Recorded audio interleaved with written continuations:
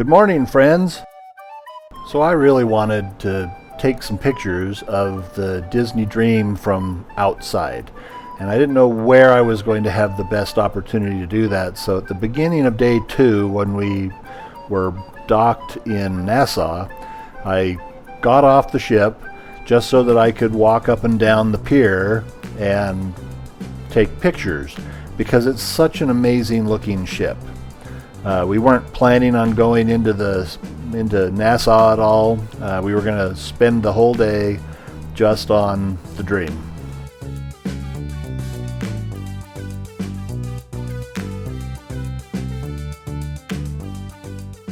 I couldn't get up front. You saw what I was able to see of the bow, but I was able to go astern, and I'm taking pictures here, and we have these giant cruise ships on either side of the Dream. And what was interesting was people kept coming up to me from the other cruise ships asking me to take their picture with the Dream in the background. Not a picture of them with their cruise ship in the background, but a picture of them with the Dream in the background, which I thought was a little funny. As my wife says, everyone loves the mouse. Once I had the pictures that I was looking for, I boarded the ship again, and then I went up and I got Cheryl, and we headed up to Cabanas to see what we could get for lunch. Our goal for this second day was to be able to explore the ship, and we wanted to find all of those great Disney details in the art and the surroundings that we love so much. This was our first meal at Cabanas. We were excited to check this place out because we've heard so many good things about it. It seems like everybody loves it. It's convenient, it is casual, and there is a huge selection for food.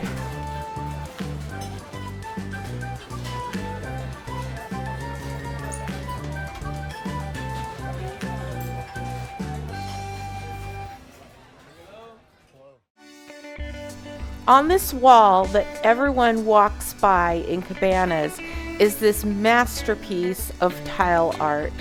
And I was so excited to really take a look at it, see the detail, see all of the colors, and maybe try to imagine how the artisans made this. It is a great example of how Disney goes beyond in the detail that they put into these ships, into the art that are on the ships. This is a wall that everyone could just walk by and they could have just had a painting, but they took the time to put in this beautiful tile art piece.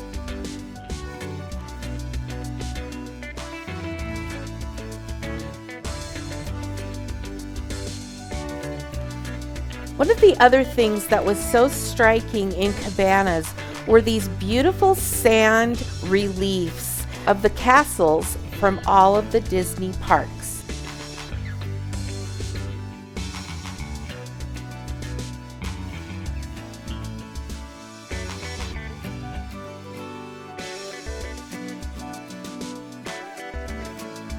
On the wall opposite of the sand reliefs are clocks showing the time at each of the Disney parks.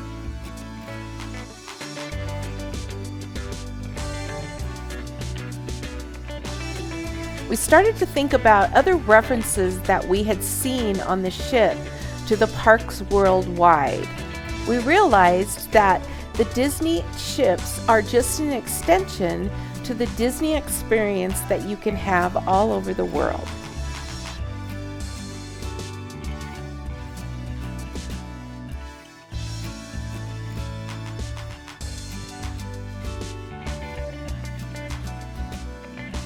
It wouldn't be a buffet experience without carved food.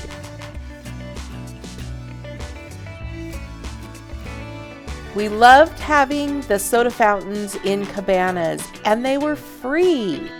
So of course I had to try the shrimp, and it was delicious, along with a great salad bar. Mark took advantage of lots of options with the cheese ravioli, sausage, and his favorite were the garlic shrimp. Because it was Chinese New Year, I needed to take advantage of their yummy Chinese food. Cheryl, of course, got her ice cream and strawberry tart. I went for this French Neapolitan cake, and it was amazing.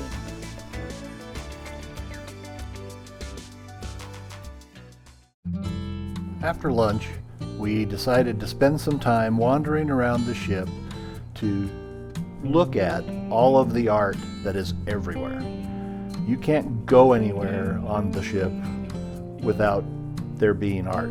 And honestly, it's like being on a floating art gallery. These are examples of stair landings where every stair landing has a different collection of art in it. We didn't even get a chance to see even a portion of all of the art that is available for the passengers to enjoy.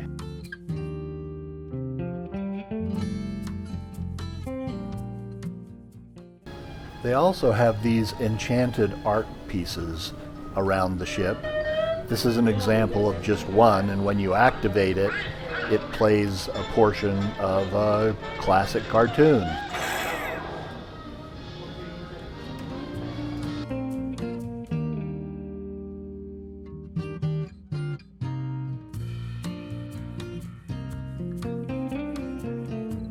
The Art Deco design of the ship is also reflected in much of the art that you can see. In one landing, I came across this large photo of Walt Disney, and I just had to stop and think to myself, thank you for all of the joy that you've brought to the world.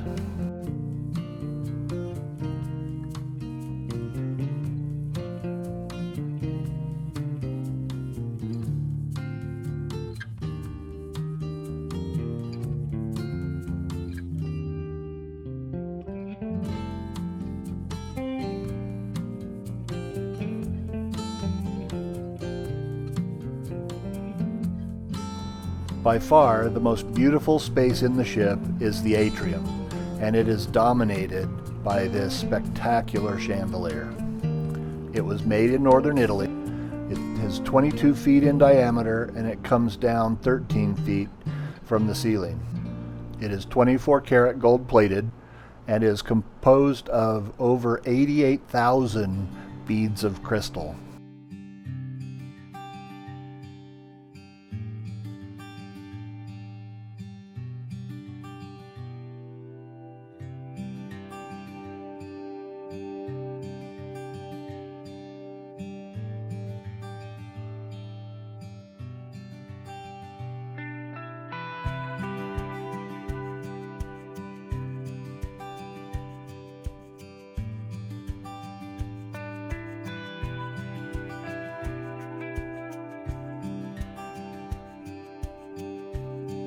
I don't know how many videos we've watched of these different cruise ships, but these gold panels in the atrium have always intrigued me, and no one has ever shown any of the detail. So I took a bunch of pictures, stitched them together, and this is the result. It's a really fun piece of art that is dedicated to the characters that we all love.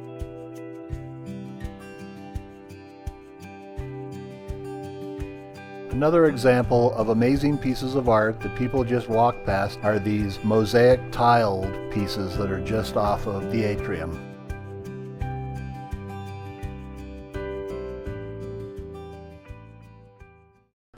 At some point in the afternoon, we decided we wanted to go someplace and sit down and kind of relax, waiting for the ship to leave port.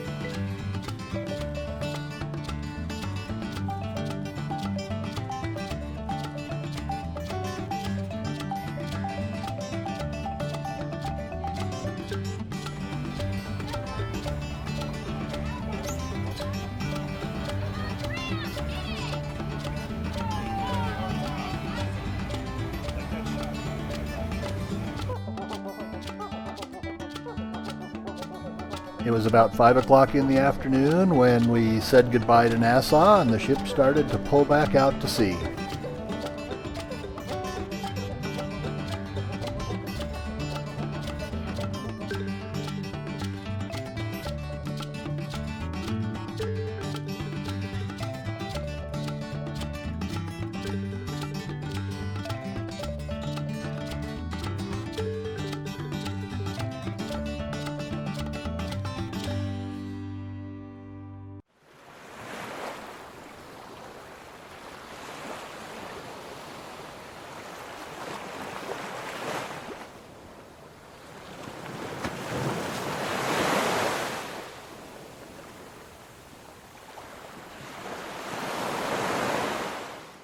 So we went downstairs because we knew we wanted to go do some shopping, but it's a 3-day cruise and the stores are only open when you're actually out at sea. So while we were waiting for the shops to open, it gave us a chance to explore that area.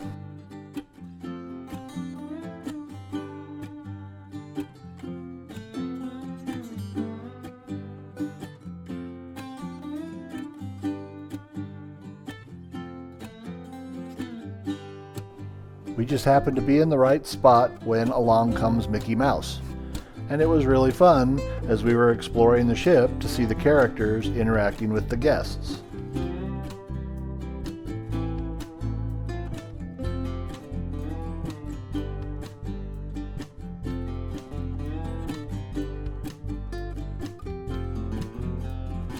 Cheryl always says, be sure to look up so that you can appreciate the detail, and that's even true in the shops.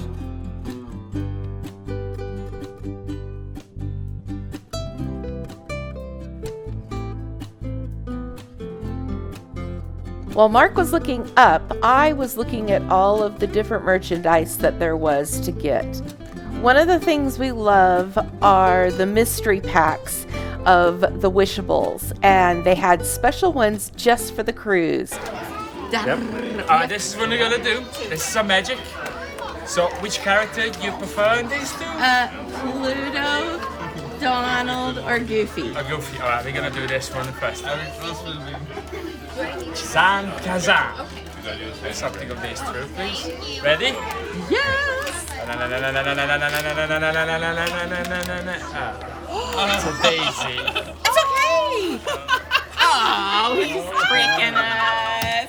Yay! That's the one I wanted the most! Another one? He's so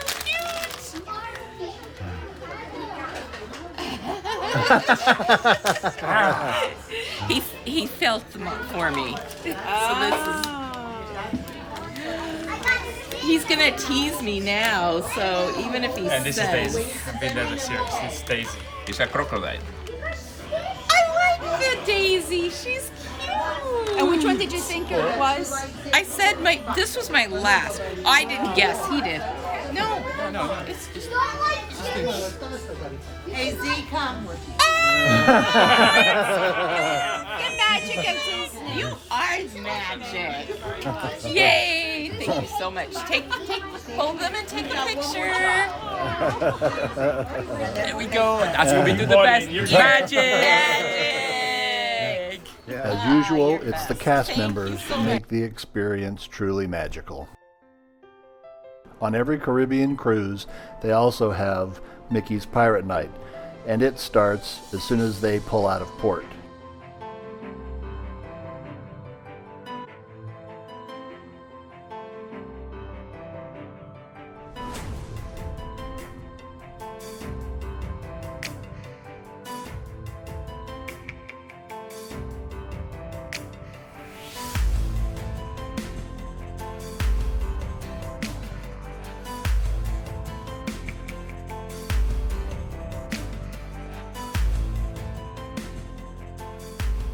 Instead of going to the party, we headed to Vanellope's Sweets and Treats. Here you've got all kinds of yummy treats, candy, fudge, and ice cream. Everything in here is for purchase, meaning it does not come free with the cruise. But there sure are a lot of yummy options for you.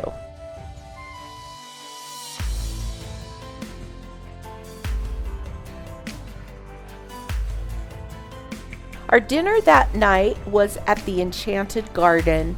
Right next to the Enchanted Garden is the Vista Gallery, where you can see a lot of beautiful artwork, just like we had seen a couple of days before at Epcot during the Arts Festival.